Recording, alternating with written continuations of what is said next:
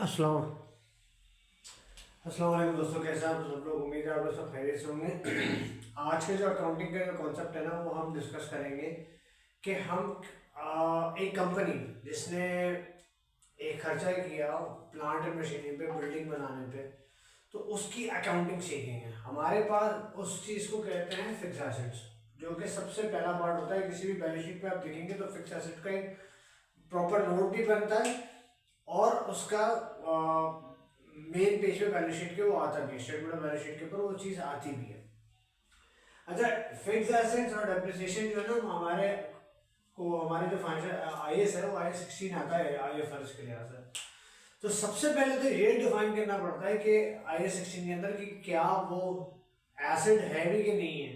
तो सबसे पहले भी देखिए कि एसेट है भी कि नहीं फिक्स एसेट्स। ठीक है, कि अगर वो ओन एंड कंट्रोल भी है, यानी कि ओन एंड कंट्रोल का मतलब ये होता है कि अगर वो एसेट आपके पास है तो आप उसको डिस्पोज ऑफ भी कर सकते हो, उसको रिवैल्यूएट भी कर सकते हो, उसको लीज पे भी दे सकते हो। ठीक है, अब आपका सवाल ये होगा कि सर अगर ओन नहीं हो, तो ओन नहीं होने की वजह होती है, एक चीज होती है ऑपरेटिंग लीज। ऑपरेटिंग लीज का मतलब ये हो गया कि आपने कोई भी एसेट एक्वायर किया है लेकिन वो लीज पे किया है, जिसको आप आईएफआरएस 16 में पढ़ते हैं। आईएफआरएस 16 में पढ़ते हैं ऑपरेटिंग इन फाइनेंस लीज के अंदर। फाइनेंस लीज में तो एसेट आपका हो जाता है, ऑपरेटिंग लीज में आपका एसेट ही नहीं तो आप बेच ही नहीं पाते हो। और अगर फाइनेंस लीज भी होता है कि उसमें आखिर में at the time of the lease term अगर वो एसेट आपका नहीं हुआ तो वो आपकी प्रॉपर्टी नहीं हुई ना। तो इसकी वजह से ओन एंड कंट्रोल होना जरूरी होता है। उसके बाद फिक्स एसेट्स की एक और क्राइटेरियाज होते हैं जो कि अकाउंटिंग स्टैंडर्ड ने बताया है एसेट होने के बाद, कि भाई उससे प्रोबेबल हो जाए कि फ्यूचर इकोनॉमिक बेनिफिट जनरेट हो। यानी कि कहने का मकसद ये होता है कि आपने एक व्हीकल लिया है, अब व्हीकल लिए तो व्हीकल से आप गुड्स डिलीवर करोगे, अपने एम्प्लॉइज को दोगे ना, वो फिक्स एसेट ही होगा ना आपके पास। यानी कि इससे कोई ना कोई बेनिफिट जनरेट हो रहा होगा कंपनी को।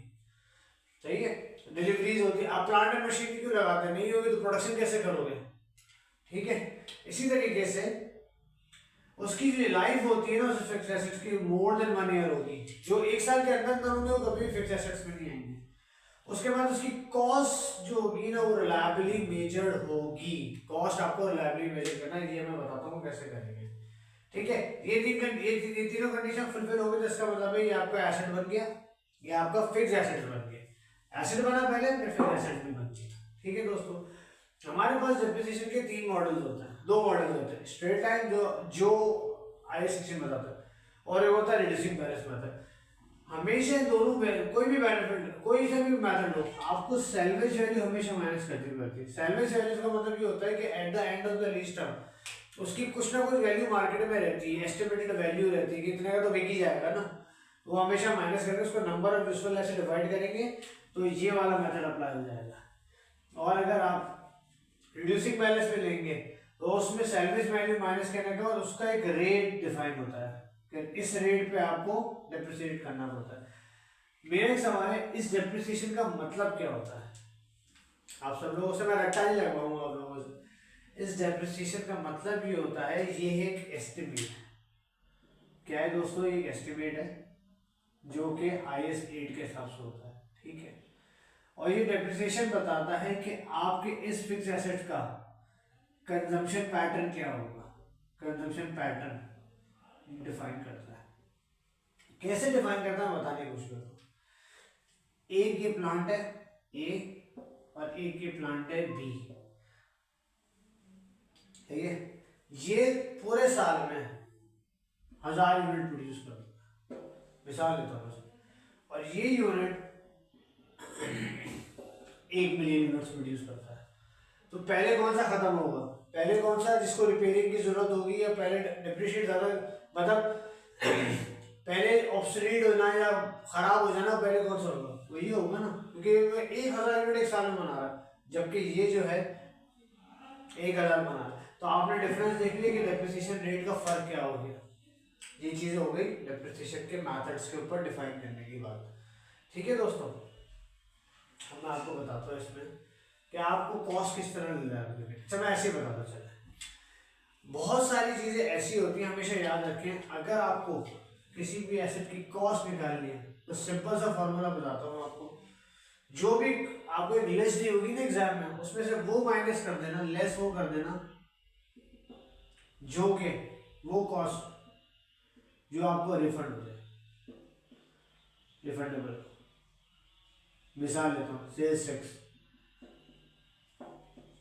सेल्स टैक्स कभी भी पार्ट नहीं होता, सेल्स टैक्स कभी पार्ट नहीं होगा, रिफंड हो जाता है सेल्स टैक्स के रिटर्न के अंदर। बस वो माइनस कर देना, जो चीज़ें अमाउंट रिफंड हो जाए उसको कंसिडर नहीं करना, बाकी आपकी कॉस्ट बन जाएगी। ये पूरा मेथड है इसका। अब इसमें डिस्पोजल भी है, अब मैं डिस्पोजल भी बताता हूँ। ये मैं डाल दूँगा, ये मैंने डाल दिया, ठीक है। मिसाल लेके चलते हैं, एक एसेट है, उसकी वैल्यू है ये, ठीक है। हमने बोला इसकी सैलरी वैल्यू 2 लाख रुपये, कितना बच गया, 800,000 बच गया। अब आप समझो कि 10 साल तक के लिए आप कर लो, तो आप इस चीज़ कॉस्ट की 10 साल की वैल्यू निकाल लें, 10% के लिहाज से मल्टीप्लाई में 10 कर दें, 10 साल चलेगा तो कितना हो गया 8। ये आप इसको कैलकुलेट कर लेंगे तो आपकी आपकी 10 साल से डेप्रिसिएशन निकलती जाएगी ना। पहली दफ़ा कितनी आएगी, दूसरी दफ़ा कितनी आएगी, तीसरी दफ़ा कितनी आएगी, फिर जो आपकी रिटर्न डाउन वैल्यू आएगी, return down value for example आपकी बन गई, फॉर एग्जाम्पल 6 लाख रुपये बनी आपकी, नहीं सॉरी, आपकी रिटर्न डाउन वैल्यू बनी 2 लाख रुपये, तो आप उसमें से सेल प्रोसीड माइनस कर देंगे।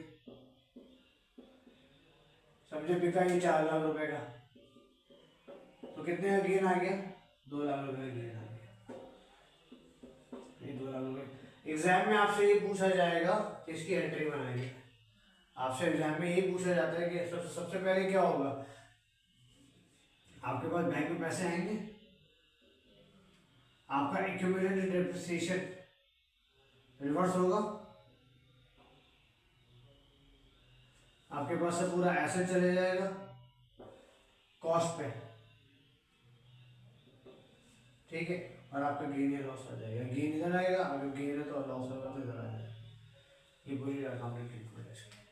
और इसमें अगर कोई सवाल पूछना हो ना आपको इस पूरे डिप्रिसिएशन से मुताल्लिक, क्योंकि आपके यहाँ सिनेरियो डिफरेंट आते हैं, तो मैं मिलने की आसानी रहेगी कि आप लोग कोई सवाल मुझसे करें, मैं उसको प्रैक्टिकली कोई सवाल देना मुझे तो मेरे लिए आसानी होगी, मैं उसको पूरा पढ़ा सकूँ। एक कॉन्सेप्ट रहता है रिवैल्यूएशन का, पता नहीं मुझे नहीं पता आप लोग के कोर्सेज में है या नहीं है, लेकिन मैं आपको बताऊंगा। रिवैल्यूएशन का मतलब ये होता है, वैसे आप जनरली जो अपने बुक्स ऑफ अकाउंट में दिखाते हो ना एसेट की वैल्यू, वो कॉस्ट माइनस एक्यूमुलेटेड डेप्रिसिएशन बताते हो, ये एक मेथड है, सही है। और दूसरा मेथड ये रिवैल्यूएशन का, ये नहीं पता कि आपके एग्जाम में है भी कि नहीं है रिवैल्यूएशन, बट ये पूरा स्केच है, एक ब्रीफ हिस्ट्री है डेप्रिसिएशन की। अगर आप लोगों के पास कोई भी क्वेश्चन हो आप मुझे व्हाट्सएप करने सेंड कर दें, मैं आपको बता दूंगा इंशाल्लाह। ठीक है सर, अपना बहुत ज़्यादा ख्याल रखिएगा। अस्सलाम वालेकुम।